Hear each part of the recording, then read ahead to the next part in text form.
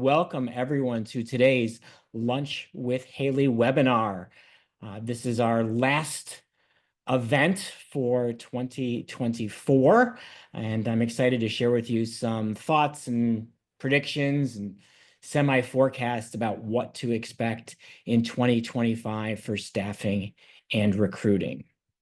So, there's one thing that we know for sure, and that's that there's going to be a lot of uncertainty. We just went through a tumultuous election season, and I don't care what side you politically are on, but I don't know about you, but I'm just glad that the advertising's over and we can get back to normal life. We are back to normal life. But, the economy, an incoming administration with very different goals and agendas, technology changes, global politics. We're facing really a lot of who knows what for sure. And, what impact will that have on your business, your client's business, the staffing industry as a whole, talent acquisition, et cetera. So we're today to pull out our crystal balls and do our best to try to figure that out. Now, I'd love to tell you that I am smart enough to have a really, really firm grasp on everything that's going to happen in the staffing industry in 2025, but I'm not that smart. So I thought it would be much better to talk to people who are smarter than me and talk to our clients. So we set out and we surveyed a lot of our clients to determine what they think is going to happen. And we asked them, wasn't too long, a series of 10 questions. So we're going to go through all of their responses to those questions, what they mean. And then I do have a few predictions of my own at the end. So stick around. All right, so jumping right in, the first question we ask, what do you think is going to happen to the industry next year? And the data came back, and you can kind of see it spread out from the amount of growth people are expecting to see. Small amount was significant. Most of the people optimistic that we'll see modest growth. Some a little more pessimistic, likely to be flat. And then those light blues and the oranges, come on, folks, let's put our optimism hats on and figure out how we make sure that we're not going to have a moderate or significant decline. But what can you really learn from this kind of a response? Well, the first thing you can try to figure out is if there's a difference of opinion on growth, why might that be? Is it because of industries? Is it because of regions? This is where you jump on and you do some research. And I did that and looked at some economic forecasts and what are various industries projecting for next year. And there's a lot of positivity. Manufacturing, certain sectors, aerospace, defense, AI-related equipment, all expecting boom years. And in fact, if you look at the SIA data, if you look at RTR Economics, they're forecasting moderate to better than moderate growth for 2025 and 2026. So let's hope that they're all right. Semiconductors, chip manufacturing, there's really a push to bring more back to the US.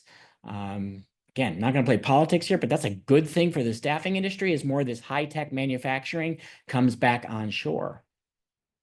Digital advertising. Well, I hope this one's right because digital advertising sort of took a bath in the last 18 months, and it's been a really tough time to be a marketer. But they're forecasting a pretty big rebound as companies look to capitalize on growth. And you're going to hear a bunch of ideas from me today on why you should be getting in front of this now. Legal services. So one of the things that's likely to happen, and I have some friends who work in the M&A industry who said, everybody with cash on the sidelines was waiting until November 6th. And they didn't really care who won the election.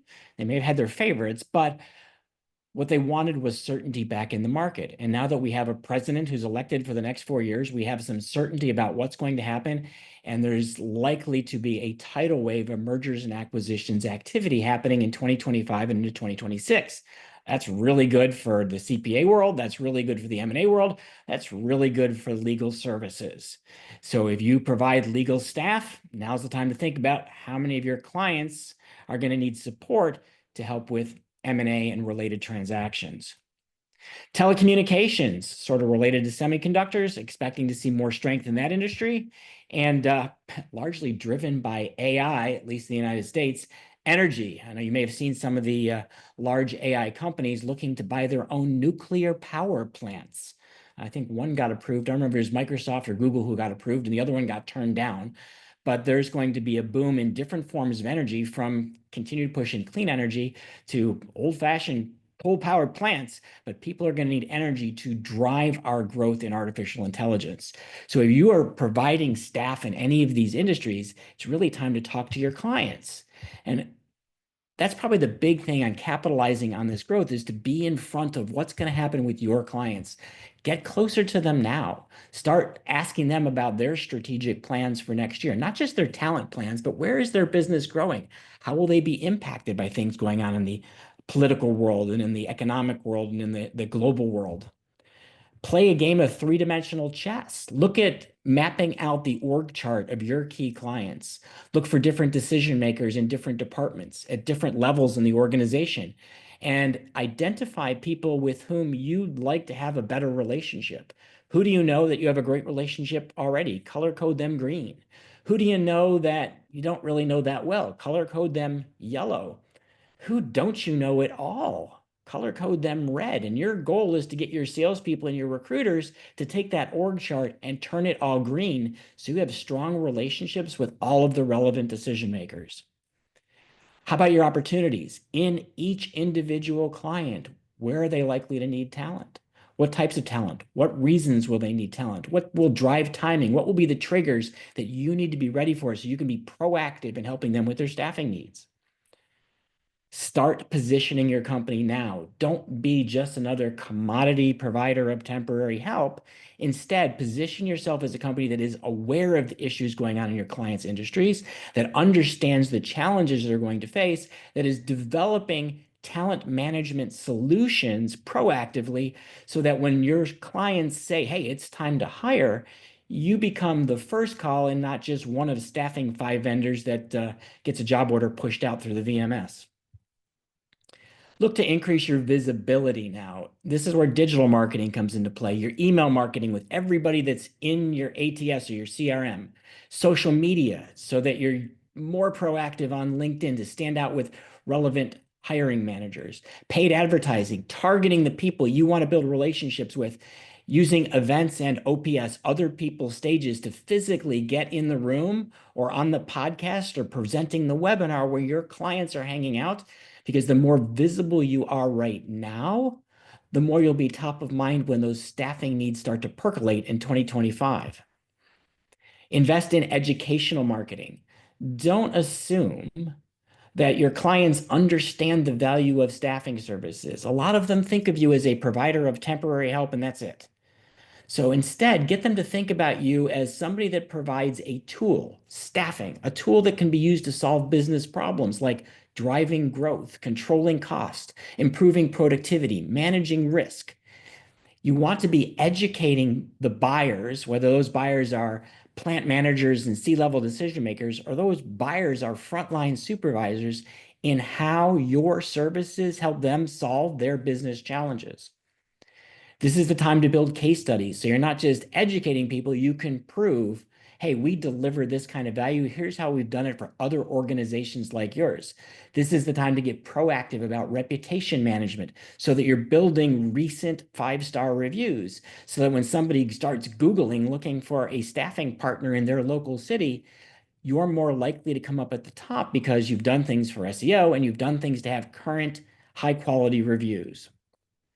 And then think about having a more structured sales process. We'll get into things like IDM and ABM later on, but essentially these are types of direct marketing, integrated direct marketing, and account-based marketing that you can integrate with automation tools to have a very systematic approach for how you go after prospects. And right now is the time to start putting those plans into place, so that you're well into your campaigns when your clients start to have hiring needs. All right, second question. What's going to be the biggest driver of growth in the industry next year? And before I get to the answers, somebody did ask, is this going to be recorded? Yep.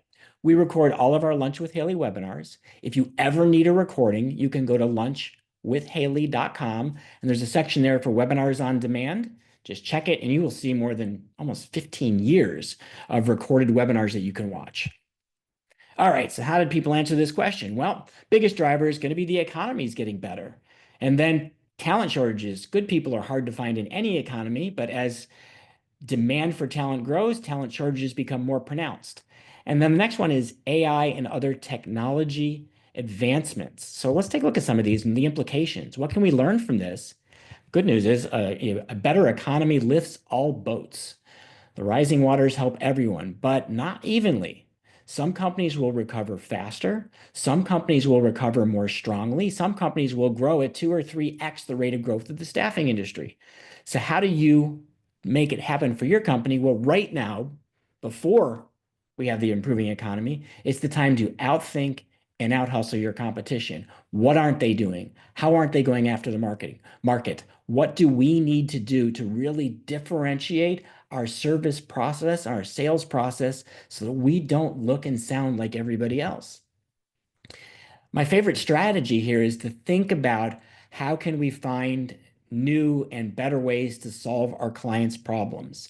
So many of your competitors are out selling staffing services the same way they sold them last year and the year before that and the year before that. They're not differentiating their product or their service delivery process. They're not differentiating how they sell. They're not differentiating how they consult with clients. They're not differentiating who they talk to in the client's organizations.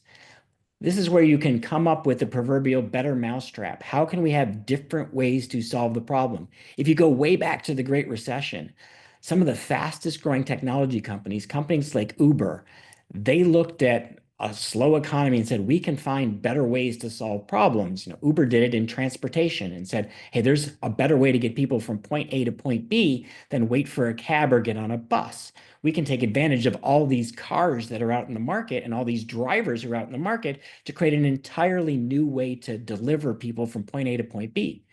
How about delivering talent? Now, for probably 10 plus years, people have been saying, hey, who's going to be the Uber of staffing? And nobody's there. But we are seeing more demand for online staffing platforms. We are seeing more demand for staffing companies supporting hybrid work, remote work, nearshore and offshore talent. So you can start to provide global talent solutions, even if you're a small local staffing provider. So what do your clients need? Not from a staffing company, but what do they need in terms of talent management, workforce solutions to run their business better? What do they like and what do they dislike about working with staffing agencies? The more you understand how they really view our industry and you kind of hold that mirror up and you say, oh, here's what I really like in the mirror and here's what I don't like so much, that gives you the opportunity to fix things that your clients don't like. And then look at some of the mega trends: AI, globalization, remote work. How is that impacting how your clients get work done? I will tell you right now, we're hiring another web developer for our team because we're still going gangbusters in that area. But we put a job post out to get somebody who's a WordPress developer, and in less than 24 hours, we had 150 applications, mostly from software developers. And it's a little scary because this tells me that here's some really talented people who know things that the average person doesn't, that used to give them six-figure jobs, and they're struggling to find work. Why? Because AI is changing how software gets developed. And the demand for software developers isn't the same as what it once was because developers are now so much more productive. So how does that impact you if you're in IT staffing? How does that impact your recruiting if you have to think about what your clients need? And then we've got things like inflation, immigration, tariffs. And I don't care what your politics are, but if these things come to fruition, that we tamp down on immigration or we create tariffs on raw materials and imported goods, well, how will it affect your clients that are in manufacturing, that are in distribution, that are in trucking? What will they do to deal with it? How will they change their business? How will it affect their demands for talent? Start figuring that out now so you can develop more proactive service models to help them thrive in 2025. And then who inside your clients' organizations is actively working on plans for the future right now? So you may not be getting the latest and greatest information from the HR department. Maybe you need to go up higher. Maybe you need to find department heads. Maybe you need to talk to people in finance. Maybe you need to make friends in the C-suite. But who's working on this strategy for the business? Because those are people you want to get to know so that you can understand where their business is going and then in turn help them develop the right plans. All right, AI. I mentioned it, I think 3 times already, maybe more. I will tell you that at Haley Marketing, we are all in on AI. We've been working on AI strategies for almost 2 years now.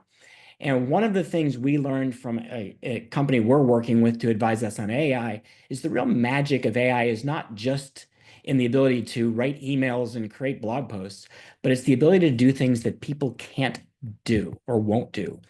It can do things with superhuman speed. How does that change your business? Because you can do things unbelievably fast.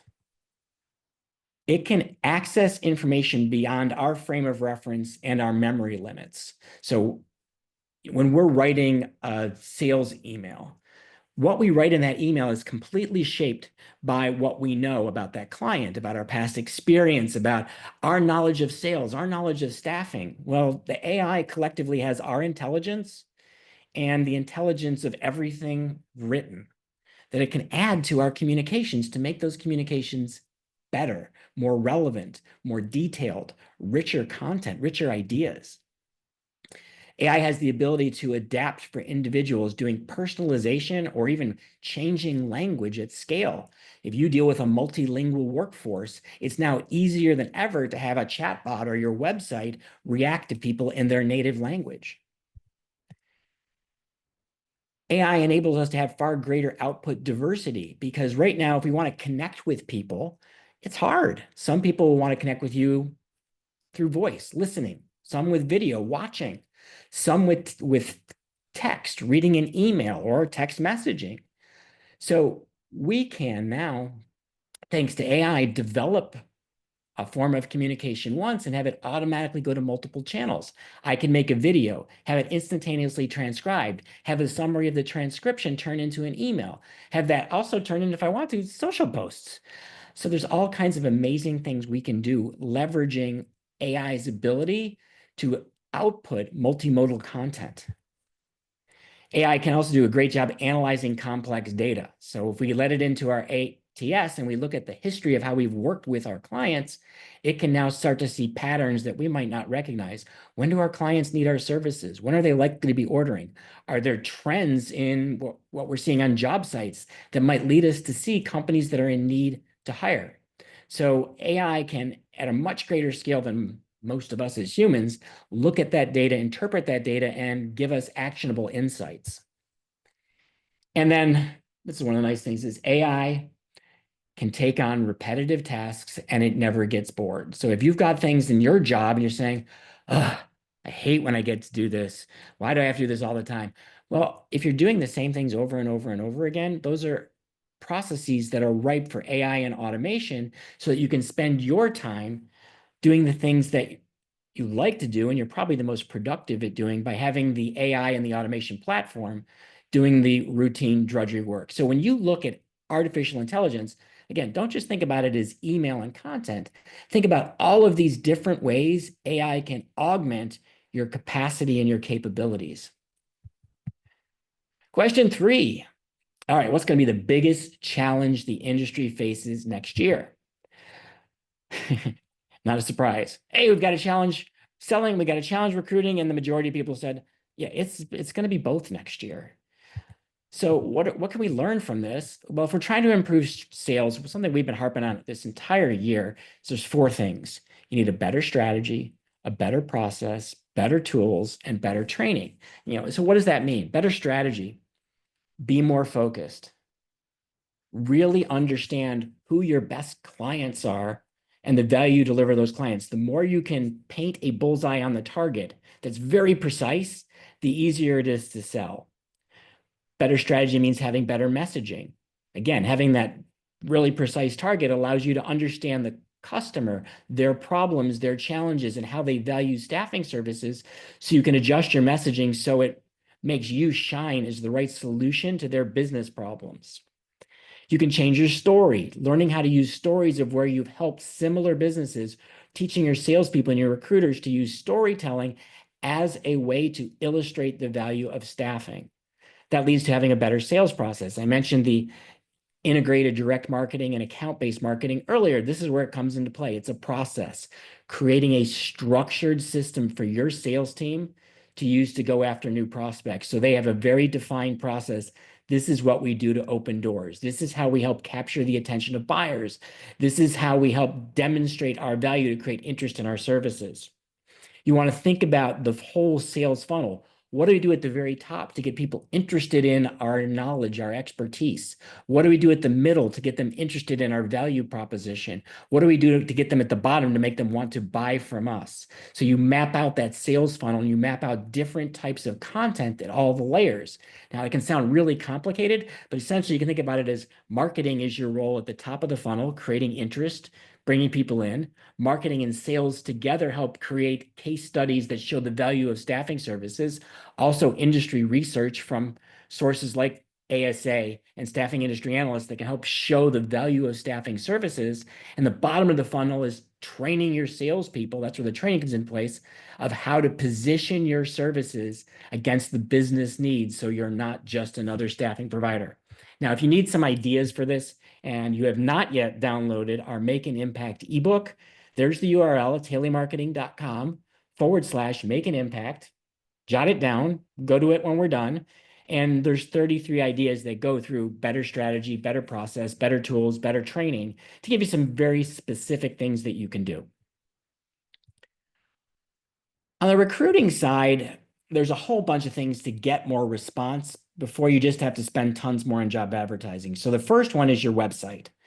So look at your website because for most of the people who are listening in right now, 60 to 90% of those clients and candidates who are hitting your website today, tomorrow, next week, they're leaving without ever taking action. So can we do things to better optimize the site to get people to respond? That's what CRO is, conversion rate optimization. How do we get people to click the buttons to respond to you? How do we make better offers? Then how do we build a digital recruiting system using things like SEO, social media, and paid advertising so you're surrounding your ideal candidates? You're conveying your value proposition and you're getting them to go check out the jobs on your site. How can we more aggressively manage job spend? This is where you want to start using technology and automation so that you are not just putting dollars behind jobs on Indeed or buying job slots and overspending on some jobs and not getting enough applications on other jobs. You're using the technology to help you get a better return on investment. And with job spend management, you can cut that cost per apply by about 33% as you learn the rules and you train the software how to do the bidding on your jobs. Then inside your applicant tracking system, if you don't have an automation platform, and something only like 10% of staffing companies are using automation, you want to look at automation, which is Sense and Bullhorn automation. You want to be looking at how can we optimize those tools so that we're getting the best possible client experience, candidate experience, response to our recruiting efforts. Reputation management, I mentioned it already, but this is about getting more reviews because this is where candidates are going to go long before they ever decide to apply, is they're going to look to see how are you reviewed on Google? How are you reviewed on Glassdoor? How are you reviewed on Indeed? And you want a proactive approach to getting people to leave reviews for you and give you testimonials because unfortunately the nature of staffing is most of the people you talk to, you're not going to place. And those are the ones who are most likely to give you a bad review. So we need all the happy candidates to make sure they're giving us testimonials and reviews. And then employment branding, which is essentially answer the question, why should someone work for us? We need to have a crystal clear answer that says, here's why we're better than our competitors. Here's why we provide the best experience when you're a temporary associate working with our firm. Once that's defined, and that goes into your job ads, that goes into your website, that goes into your local community branding, your social media. So everywhere people turn, they're seeing a consistent branding message that makes them go, hey, I want to check out this staffing company. All right, question 4. Let's move over to some sales issues. So let's look at some specifics in sales and how challenging these issues will be. So we looked at Is identifying the best prospects challenging, getting the attention and interest of staffing decision makers, upskilling the sales team, or getting your team to actually do the activities needed? Which of these things are the most difficult? And you can see it's pretty evenly split between challenges, although if you look at the light blue, the very challenging, it kind of stands out to getting people's interest, number one, and then it's sort of even between identifying the best prospects and upskilling the team and getting the team to make the calls. So let's take a look at what you can do and what you can learn from this. In terms of accelerating prospects, getting the attention and interest of buyers, how can you do that faster? Well, number one is you can start with good data. So, you probably are using sources like ZoomInfo, Apollo, LinkedIn Sales Navigator, LinkedIn Recruiter already to be identifying prospects that match your ideal client profile. You really want to know, who are we going after? Let's start with finding more businesses that are like the companies we most want to work with. This is old school, but old school's become new school. I was actually talking to a friend of mine, Dan Morey, and he said in his staffing company, he's really encouraging people to get back out, going to conferences, going to networking events, because it's so hard to break through with cold calls and just digital outreach that he needs to mix in the old school outreach and double down on face-to-face networking opportunities in order to accelerate relationship building, which is going to drive staffing growth. One that is maybe a little more unusual is looking to re-engage people you placed 2, 3, 4 years ago. Because most of the candidates that you interviewed and that you placed several years in the past, they've been promoted. Now, they may be back in the job market, and maybe they'll be a candidate again in the future, but they also may have been promoted into a role where they're now a hiring manager, and they may really appreciate what you did for them in the past. And it's a great way to open doors into new clients. It's also a great way to get referrals of either other clients or other candidates that you might be able to sell to. Now, how do we actually get people's attention? Well, I'm going to go back to Dan Morey again. So one of the things he's taught me is the importance not just of saying our service delivery is different, because that's hard for people to perceive until they've worked with you. And to be quite honest, almost every staffing company is saying some variation of our service is better. But what Dan said, and I completely agree with, is you really need to differentiate your sales process so that you look, sound, and feel different when your salespeople are selling. So it's not the same as the other 995 staffing companies in your local market. So that your methodology for outreach, the words you're using, the content you're sharing makes you stand apart. You also want to look at your lead generation process. What are you doing? You may have heard me on past Lunch with Haley webinars talk about a book called The Ultimate Sales Machine by an author named Chet Holmes. And in the book, one of the things Chet recommends is that every business should have at least 12 sources of sales leads. How about your company? Are all your sales leads coming from salespeople knocking on doors? Do you have multiple channels of getting leads in? And we'll talk about how to generate leads in just a little bit. I'll show you a couple of diagrams that will help. And then you want to focus on the high impact activities. Where can you get people's attention the most easily? This is where the integrated direct marketing, the other people stages, the events, and the influencers. And again, I'm going to explain all of these in a little more fully in just a minute. So they all come into play. But we're thinking about, are we doing the things with our sales time that maximizes the probability of our salespeople having face-to-face or at least Zoom appointments with existing clients and new prospects? So here's one of the charts I wanted to show you. Now, this is one that we usually use internally because it's tied to a lot of the specific services Haley Marketing offers, but I wanted to share it in this webinar because it's a good diagram to help understand high-level sales strategy. So the gold bar at the top is your goal of increasing sales leads. Now, below that are two very primary strategies. Number one, you've got a sales team making calls. You've got branch managers making calls. You've got recruiters making calls. How do you help them be more productive with their calls, their networking, their in-mail or LinkedIn messaging? Well, there's two ways. You can look at the process they're using and help them improve it, or you can look at the tools that they're using and help them improve those tools. Now, below that, all the little boxes, those get to specific things we do, but we can give them a better sales process with direct marketing and automation. We can give them collateral that makes it easier to sell. We can have nurturing campaigns to help your company stay top of mind. Excuse me. Improving the sales tools, automation platforms, video email, incorporating video into your email marketing because video email gets something like 3 to 4 times the response rate of traditional email. Using asynchronous selling techniques, video, landing pages, so that I'm sharing information without having to have a face-to-face meeting because your clients and prospects are busy. And the last thing they want to make time for is another meeting. So if you can share information in ways that are asynchronous, you can actually make the sales process move faster.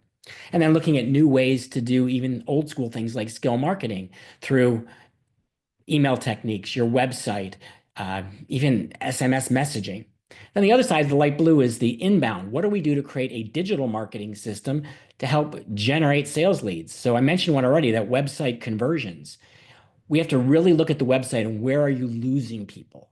So how do we create better offers, landing pages, response forms, so that we can get more people to take actions? How do we have a chat bot and now an AI-enabled chatbot that can answer questions and help people get to the point where they want to inquire about your services?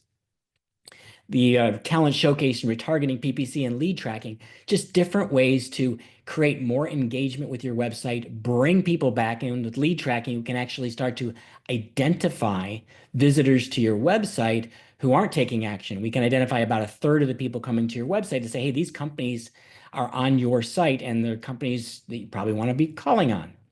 Then we can help you get found with all the traditional digital marketing, SEO, blogging, paid advertising, social media, online reviews. And the one I've mentioned twice, events and OPS, they go hand in hand.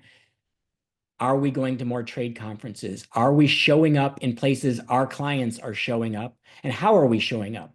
Are we just attending the events? Are we sponsoring? Are we, even better, speaking, the OPS? Are we getting on stage?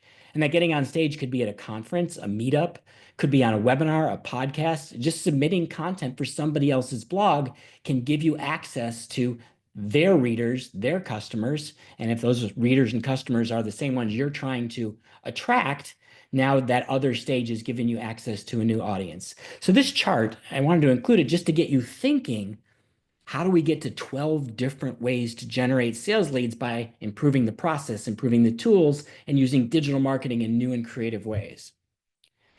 Now, another way to think about generating leads is with strategic communication. So I want you to think about the buyer you're trying to sell to, and there's that person. Yes, I did all of this beautiful art all by myself. I know you're impressed. So when we think about this person on the screen, think of that as the HR manager, the plant manager, the supervisor. It's the decision maker you want to sell to. And then we think about, how do we sell to this person? Well, we make calls, we drop by, we send email, we reach out on LinkedIn. And what we're thinking about there is lots of ways we can promote our services to this person we want to buy from us. But I want you to think about promotion as one leg of a triangle. And in that triangle, the promotion leg works, but it actually works better if the other two legs are in place. So I mentioned the second leg before, influencers. Now, we're not talking social media influence here. We're talking about people who influence that person in the middle of the triangle. So if you're trying to reach a CEO, who influences the CEO? Well, other CEOs do. Their subordinates do. Other vendors that already have a relationship with the CEO do. So if you start to identify all of the people and organizations that are influencers, you may find that it's easier for you to network and build relationships with and even partner with the influencer to get to the person in the middle of the triangle than it is to sell directly. And then the last leg of the triangle is sources of information. So when the CEO in the middle, or HR manager, whoever you're putting in the middle of the triangle, goes to get answers to a problem, where do they go? Well, first they're going to Google. So are we providing information that gets found in searches? So we show up when somebody's Googling for information to answer questions. This is where blogging becomes really critical. So where social media can also play a role. Are we being referred to by other people who are speakers and advisors? Is our information becoming a source of information for our target client? Are we producing our own branded content, a newsletter, a print publication, so that that CEO actually relies on us as a source of expertise? This webinar, if you're here listening right now, you're here to learn something, then hopefully you're valuing some of the expertise that Haley Marketing can bring to you. We're trying to be a source of good information for you so that when you have a marketing need, hey, you're going to think, these guys know what they're doing, and I'd love to have them work with us. You want your clients to be doing the exact same thing. And again, by working with influencers and becoming a source of information, you don't look and sound like other staffing companies. And now when you do your promotion, your calling and your emailing and your visits, you're already 2, 3, 4 legs up compared to your competitors who are just cold calling. All right, some other lessons from our sales challenges is about upskilling the team. And this is where I'm a fan of AI again. We can use AI to help people improve communication skills, better writing, better voicemail messages, analyzing how we talk in our sales calls and giving us feedback on what we say and what we do in a call. We can use it to do market research. AI can give us instant insights into our clients' industries. You can even use AI to role play. I used it this morning. I'm looking to create a brand name for a bundle of products we want to put together. So I asked the AI, I went to ChatGPT. I did some priming to teach it what I was trying to do. And I said, hey, I'm trying to come up with this name for a product. Would you ask me all the questions you'd need to know to name a product? And it just went through question by question, everything that it would ask to figure out product names. And then when it got done asking me all the questions, it said, would you like names for the product? And it gave me 10 names, and 3 or 4 of them were brilliant. And I wouldn't have come up with them on my own if I wasn't role playing with ChatGPT. Then the next thing is get involved with your clients' industries.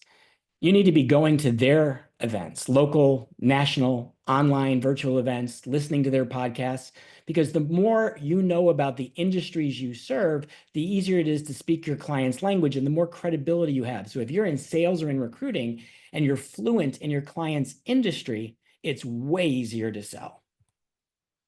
Sales management. So what do you do to get people to take the actions that they need to do? I jokingly put, do we just tell people make more calls, beg, plead, use the big stick methodology or the big carrot? Well, I don't have a good answer for you on how you get people to take action in this current market. It's hard, but maybe more communication. Old school things like contests and incentives. What are we doing to motivate people extrinsically to do the activities that we know need to get done? Because we know that even in an economy like we're in right now, more activity will lead to better results. And even if it's not in immediate results, if you consistently do the activities over time, you will reap the benefits. Another thing I love to do is give salespeople a reason to call regularly, at least every month. There should be some new content going out to your clients that becomes a conversation starter. This is where I'm a big fan of newsletters. It's one of the reasons our own newsletter, we went from monthly to weekly. So our sales team has a new topic they can use every single week as the foundation for conversations with prospects. And then the extrinsic things you're doing, the contests and incentives, keep them fresh. For the sales team, they will relate best to things that are constantly new and invigorating, and let's do lots of short-term kinds of games and challenges to keep it fun and engaging. All right, and that's David's really bad lessons on sales management because that's not what I do for a living. All right, this is an interesting question. Number 5, how do you anticipate employer expectations will change next year? Will there be more demand for faster hires, higher expectations of quality, more demand for flexibility, increased emphasis on DEI, more pricing pressure, or something else?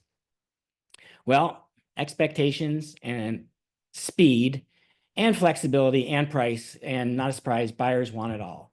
I remember a long time ago in mom and dad's staffing company, they used to talk about quality, price, and service, and they would say, pick 2. You can't have all 3, but I think today's staffing buyers are expecting all 3. You have to deliver great candidates, great service. You have to be very responsive, get people there quickly, and they expect a highly competitive, if not constantly lower price. So how do you improve the client and candidate experience? Number 1, use software and automation to accelerate your communication so that you're creating more touch points. That helps with service delivery, that helps manage expectations, helps keep the hiring process moving forward so those quality candidates get hired before they wander off because the client was too slow.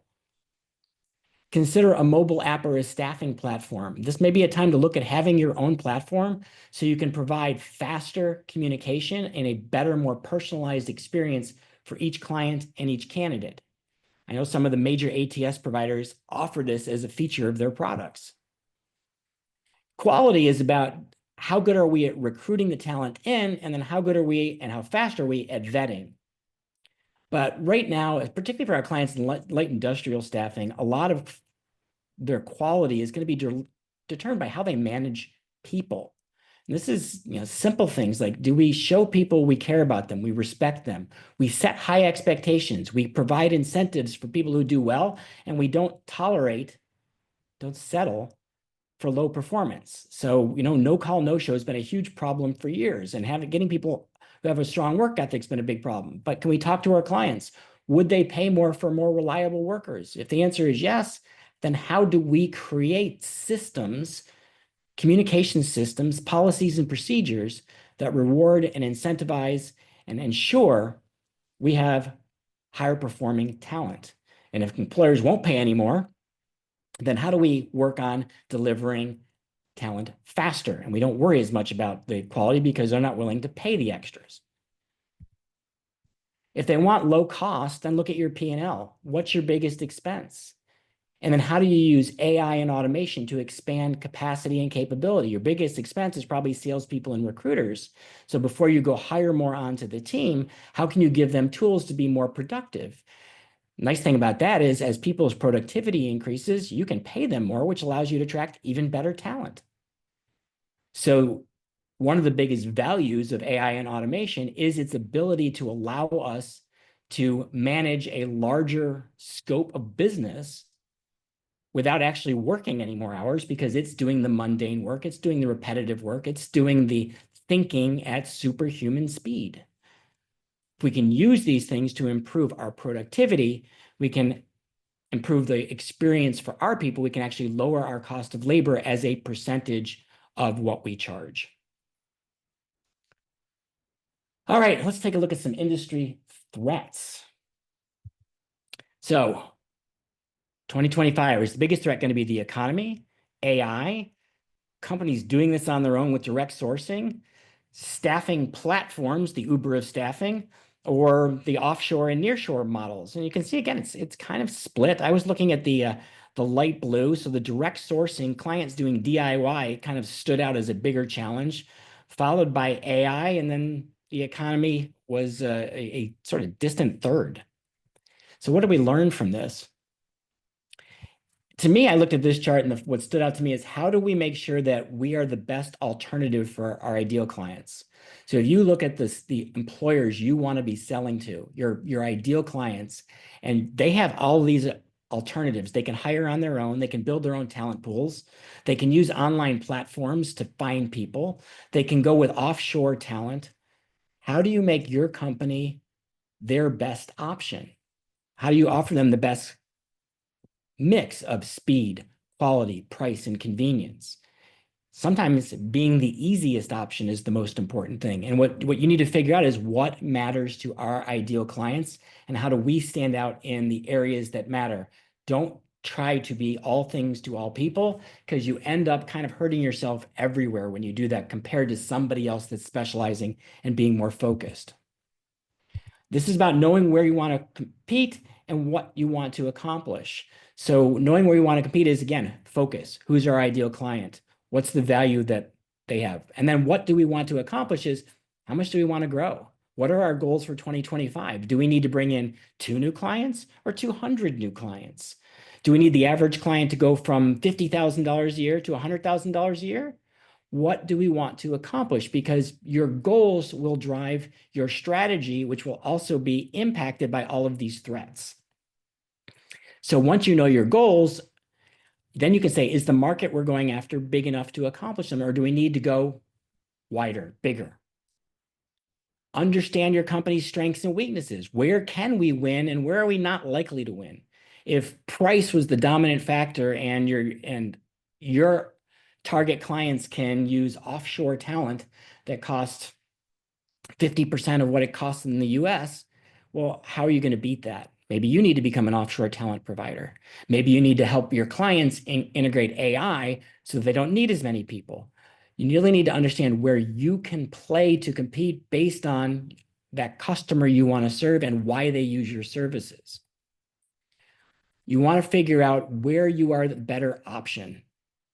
So your strengths, you want to build on those strengths, and you want to go after companies that value those strengths. Then you also want to understand where you're weaker than the competition. You can't beat everyone. Your competitors have advantage over you. Some have maybe service advantages, some have pricing advantages, some may have geographic reach advantages. So where are they a better option? Be honest with yourself, because if you know your weaknesses, you can choose to either fix the weaknesses or double down on the strengths. And that's where I think you really should focus is what can we do to increase the advantage we have to build a bigger moat between us and the competition by being even better at how we deliver services for our ideal clients. And you can also look at the weaknesses and say, hey, if I turn any of these on their head, could they be an opportunity? So let's say, your weakness is price and there's a low-cost competitor who's just beating you up. All right, we're not going to win on price. So our weakness is price. So that as a strength means we're focusing on higher caliber, higher quality talent. We're only going to target companies that care about that, but then we are going to go really hard after those companies that need A caliber employees. We'll show them the negative impact when they settle by buying on price, excuse me, and the positive value when they work with us.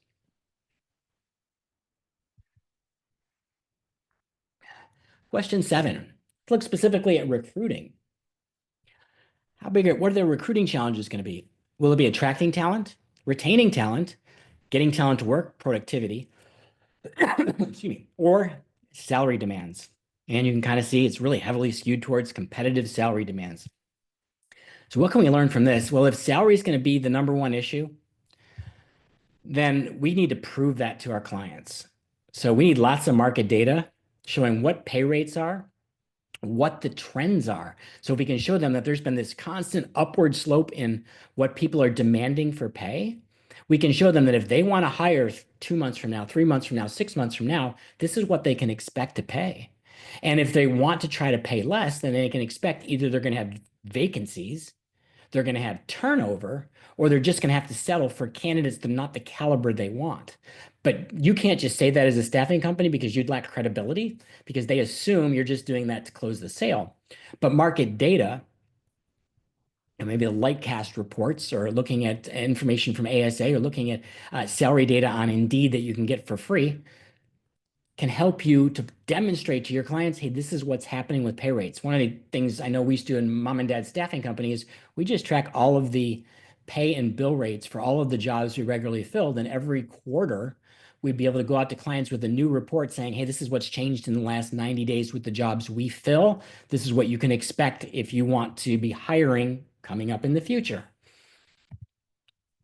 You can look at for ways to offer candidates compensation that are creative. Maybe it's with sign-on bonuses or assignment completion bonuses, and be talking to your clients about how do we incentivize people to work hard and stick it out to the end of the assignment by creating rewards that make them want to perform.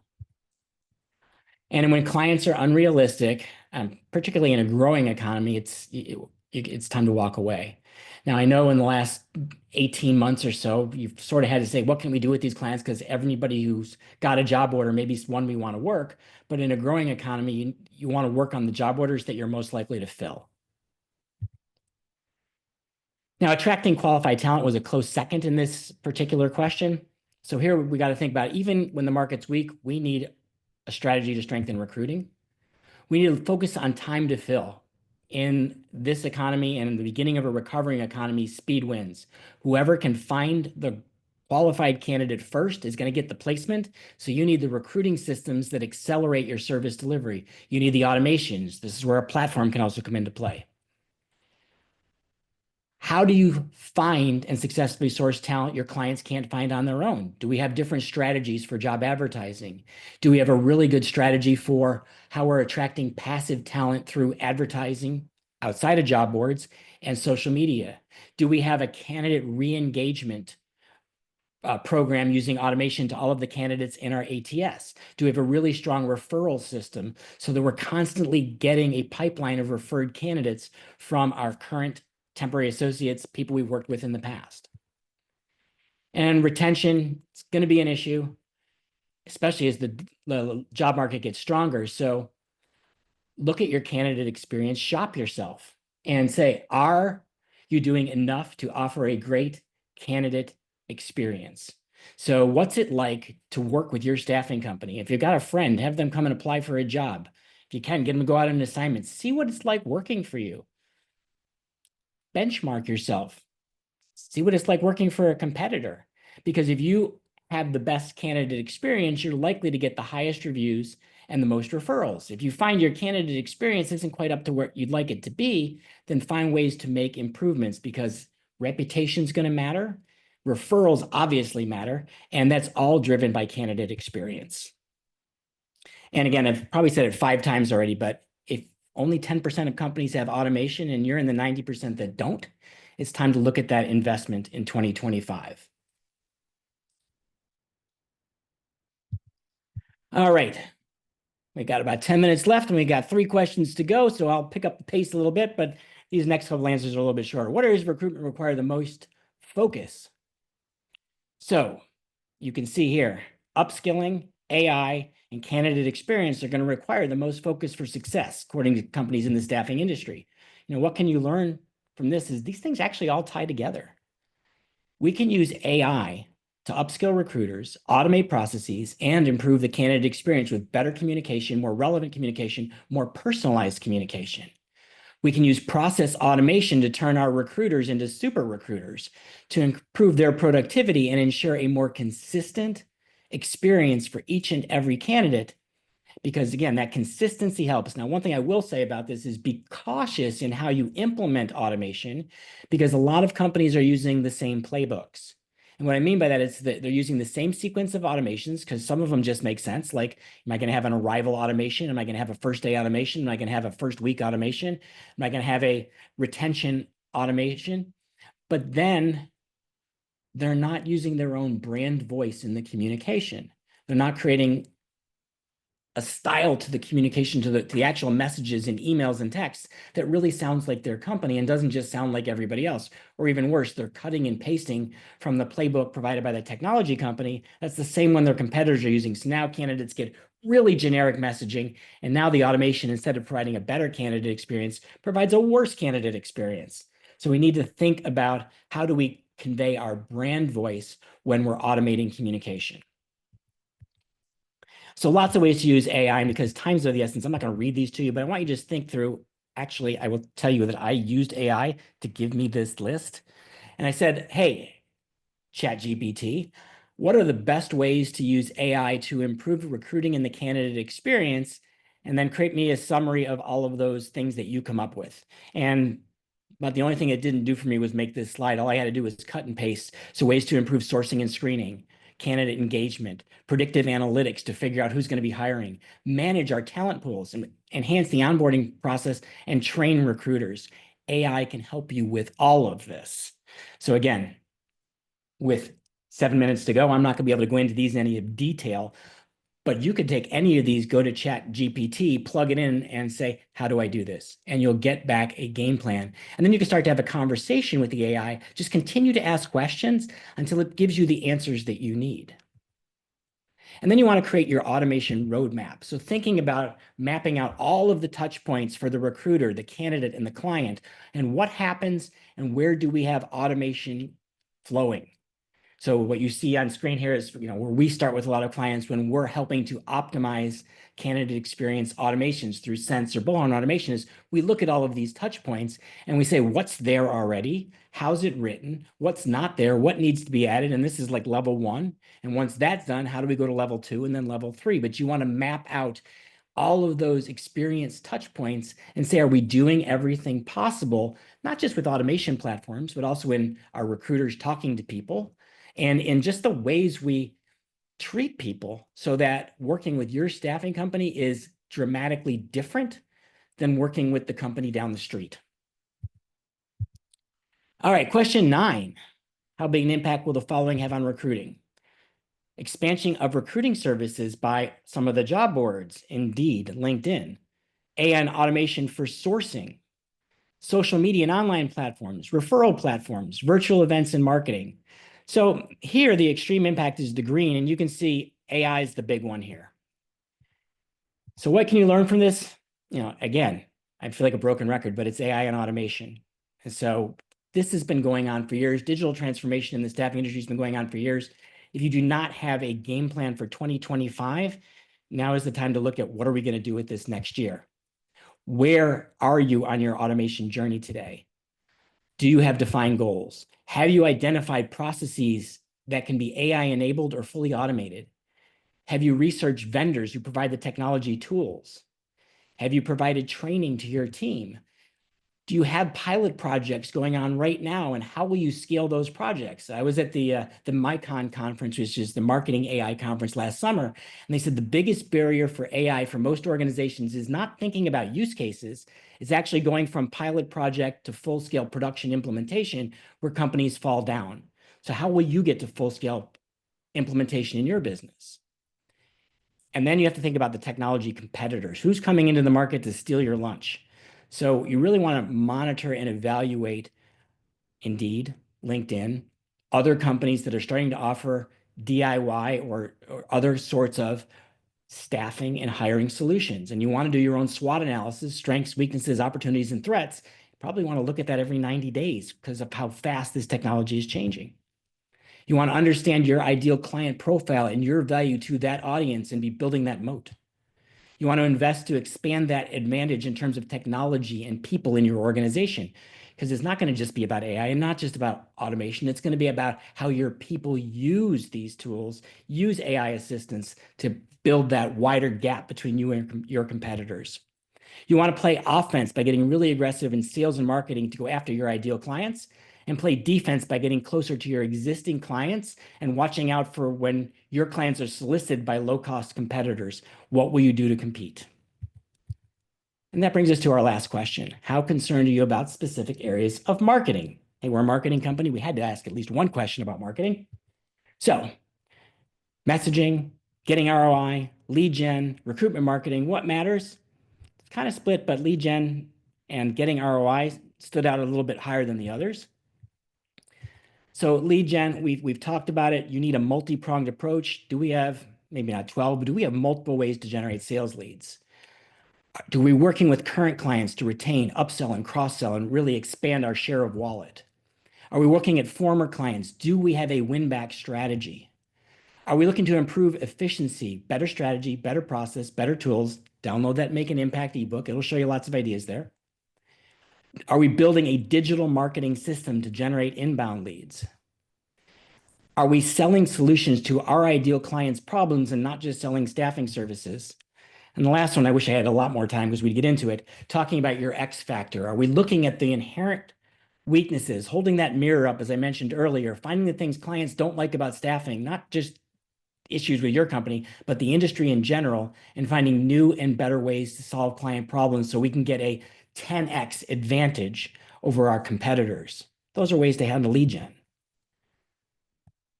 On the ROI, do we have a goal? If we're going to invest so much money in marketing, do we know how much we want to get back that would be an acceptable return on investment? How are we going to measure the results? Will it be in sales leads? Will it be in closes? Will it be in gross margin generated? And if so, over what period of time? How will we track the data? Are we going to use analytics platforms, UTMs, event tracking? How are we going to know what's happening with our marketing? And are we using our CRM to manage a sales pipeline? I know a lot of companies that have an ATS, and their prospects are in there, but there's no pipeline management in their system. So if you don't have a platform that allows you to easily manage your pipeline, that's another piece of technology to look at for 2025 is a CRM system with pipeline management. Recruitment marketing. I think we've talked about everything here already, but let's review it. Good talent is always scarce. Clients need to be reminded of this. If you remember Glenn Ross, it was ABC, always be closing. Here, it's always be recruiting. I don't care what the market looks like. You always need to be finding sources, pipelines of the best candidates. You need to maximize response from your current investments, your advertising, your career site, your website, your re-engagement, bring people back to your site where they're more likely to apply when they come back? Do you define that EVP, that employment value proposition? So why should people choose you? And is it that in your website, in your job advertising, in everything people see about you? Do you have a social recruiting strategy for passive talent using a mix of organic and paid ads? Are you using automation and AI to accelerate communication and deliver that better, more consistent experience? And you have a systematic process in place to ask for referrals. As I said, mostly a review of what we already covered, but lots of good advice. And you can look at your own recruiting system and say, where are we strong? Where are we weak? Where can we improve in 2025? And messaging. Do you know who you're trying to sell to and the specific buyers in those organizations? Do you understand their business challenges, their workforce management pain points? Do you know the AIDA model, attention, interest, desire, action? So how are we going to get people's attention, get them interested in talking to us by showing them the problems we can solve, create desire by showing how we're so good at solving those problems?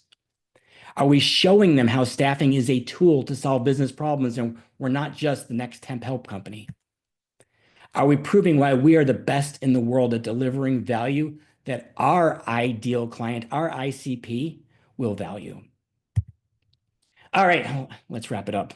Thank you for all listening to all of that. A few final thoughts. Now I'm going to be on ChatGPT, a few of my own. So number one, I think the economy is going to improve in 2025 and 2026, which means right now is the time to get ahead of it before it improves, because if you wait, you'll be behind your competitors. Don't ignore what's going to happen in the economy based on what the incoming administration is saying. Are we going to have more or less inflation? Are there going to be tariffs and how will they impact our clients? Global unrest, how's it going to impact them? Immigration, what will these things mean to our clients and how do we help our clients prepare now? Clients are going to be even pickier about candidate quality as it gets harder for you to find qualified candidates. So start building your recruiting strategies and your talent pipelines to keep your job advertising costs down next year.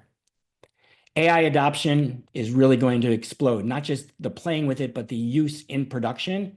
So are you going to be a leader or a follower? Do you have your plans mapped out? Do you know how you're going to get from where you are to where you want to be? Marketing noise, thank you, AI, is going to get 10 times louder.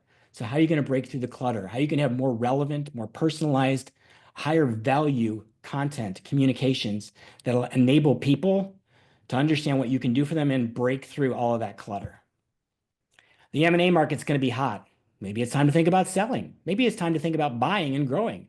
But what's it going to mean to your clients if there's M&A in their industries? And when in doubt, ask ChatGPT. Think of AI not as a tool, but as your own digital virtual assistant that you can ask questions to day or night, and you will get great answers to help you formulate better strategies. And then I have a final slide in here that ChatGPT was good enough to give us a whole bunch of predictions when I asked it to predict 2025. So I know we're a little over time, but I do want to skip giving you these pieces of advice from the AI itself.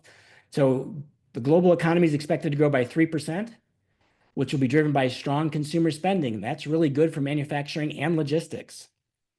Inflation is expected to stabilize. Well, that's good. That gives consumers more money to spend on goods and services. Monetary policy, hopefully we'll keep seeing interest rates. I would love to see them drop down to 3.25 to 3.5. I think ChatGPT is a little hallucinating on that one. But if they continue to fall, that's good for the housing market. That's good for commercial real estate. Small businesses, they're very optimistic about next year, and they're kind of underserved by the staffing industry. So they're usually the first ones to do a lot of hiring. Can you focus on them? How about global trade? Seeing fragmented trade patterns and the rising influence of Asia, it's reshaping supply chains. So how will that impact your clients and their need for talent next year? Some of the workforce trends. People want roles that are more aligned with their personal and societal values. So how can you do a better job being the matchmaker for your candidates? AI and automation will boost productivity. Do you have that roadmap for your business?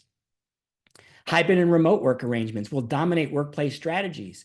Are you set up to help your clients recruit a remote workforce, even recruit global talent? Middle management's likely to take a hit. So as organizations flatten out their hierarchies, there's less middle management. What will your clients need to run their businesses? Have they thought about that? How will it affect their hiring? Will they need higher level people in lower level roles because there'll be less managers? People over 50, you're going to see more people who need more income and are going to be going to second careers. So, how will serving that market help you find more untapped pools of talent? And I must have said it 250 times already, AI, but it's going to be used in more predictive ways to identify opportunities to improve the workforce and for staffing companies to find opportunities to sell. How about you? What are your predictions for next year? Bigger thing is to sit down with your team, talk about what you think is going to happen with your ideal clients, who you're targeting, and what you need to do to capitalize on them. All right, that brings us to the end. I know I went a little over. Thank you for sticking around. If you have questions, reach out. One thing I did want to mention, which I haven't had a chance to, which is if you're looking for some new marketing, we have a ton of new things that we launched this year. I'm just going to put them all up while we're still together. Talent Pages is our programmatic SEO service. Talent Scribe is our AI blog writing platform specifically for staffing and recruiting. We have a sales funnel automation product, which can take that integrated direct marketing and automation and put it together to help you generate leads more on autopilot. We've got lead generation paid advertising on LinkedIn that we're doing. We've got our lead tracking software. There's some brand new capabilities in there to get response by identifying people on your website who aren't raising their hand to fill out a form. We have a new AI sales agent that was just launched that can automatically follow up with people visiting your site. We've really enhanced our approach to SEO and blogging, so we are developing deeper, richer, more targeted content to make your digital marketing be better at attracting people to your site. And for those who stayed to the end, a couple extra bonuses. If you don't get our weekly newsletter, sign up. It's at haleymarketing.com/smartideasweekly. These slides are all going to be on the Lunch with Haley site, so if you need the QR codes or the URLs, you can get them there. We have another ebook besides the Make an Impact, just launched, How to Master Social Selling. And you can get that at haleymarketing.com, social-selling-ebook. The Make an Impact, which I mentioned earlier, but here's the URL again. It's haleymarketing.com/make-an-impact, all one word. And last but not least, if you're not listening to our podcast, our host, Brad Biley, does a fantastic job looking at relevant insights as to what's going on in marketing, selling, and recruiting in the industry. And with our Take the Stage show, he is interviewing some of the industry's leading vendors and consultants to what they're seeing in the world of staffing and what their observations are. Just phenomenal insights shared on the show. So please listen in on your favorite podcast player. And with that said, I just want to say happy holidays to everybody. We're done for 2024, and we'll see you again in 2025 with our staffing sales playbook with 7 ways to drive results in the new year. We look forward to seeing you next year and on future Lunch with Haley webinars. Thanks so much, everyone.